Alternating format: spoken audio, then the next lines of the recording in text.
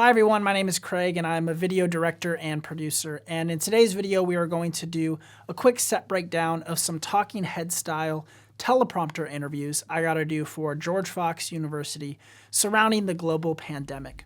We had 4 interviewees all reading scripts from teleprompters, which can sometimes be tricky to set up, so I'm going to walk you through this setup today. First thing we did when we walked in was figure out where we wanted to position our cameras to shoot.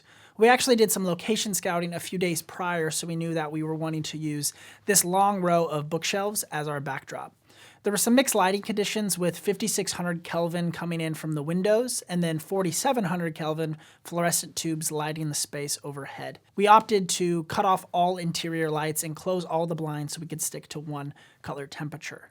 We used 2 lights to light our subjects. We were going for a moodier look with a higher contrast ratio, so we keyed our talent from the window side with an aperture 300D Mark II, and we lit from a high angle shooting down at the subject's face, so we got a nice soft light that was wrapping around their cheekbones and their chin. Then we positioned an aperture 120D as a hair light and kicker. We put the cone reflector on to direct the light right at the subject's left shoulder to give a nice rim lighting effect. We also opened up a tiny portion of the window shades to add some natural light spill on our background for some added texture. And that's all we did for lighting. For cameras, we were running 2 Sony a7S IIIs. Camera A was a stationary camera shooting through a teleprompter on a 70-200 lens. I like using a 70-200 for teleprompters because you can back your subject up far enough from the camera that their eyes don't look like they are reading or tracking with the script as it scrolls. You just need to make sure the font size is big enough to read at a distance. For the second angle, we set up our second a7S III with a 24-70 lens and put it on a slider and used a Condor Blue cage as the tripod head, since we didn't need to couple any panning motion with the slider motion we already had. We had to prop the slider up a bit with some books that were available in the room, and sometimes you just gotta work with what you have. We shot in S-Log3 for both cameras at 1.7 stops overexposed and white balance for our 5600 Kelvin lights. For sound, we used a Rode NTG3 mic booming overhead for our subject, and we ran the mic via XLR into our MixPre 6 and recorded in 32-bit float audio, so we didn't really have to worry about clipping our audio at all. We made sure to record some room tone when we were on set as well because there was this annoying AC unit that would occasionally kick off and on, so we wanted to be able to EQ that in post-production. Overall, this was a pretty simple set for a teleprompter-style talking head. Here are 5 practical tips that I walked away with from this shoot. 1. Bring your own chair, or BYOC as I like to call it. You will never know what kind of chairs will be available on set, so be sure to bring your own quality chair for your talent. Also, make sure you do a test beforehand and make sure it doesn't squeak if you move around in it, because that'll be a nightmare to take out in post.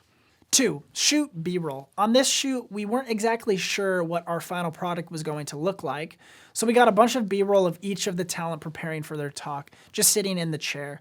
This covers us in case we need to use it in a pinch, and it's better to have and not need than to need and not have. 3. Location scout if you can. Location scouting saved us at least 20 to 30 minutes when we arrived on set, and probably closer to an hour. We knew exactly how we wanted to set up, so when our talent arrived, we were ready to shoot and we could just focus on making them feel comfortable and welcome instead of scrambling with last-minute set design pieces.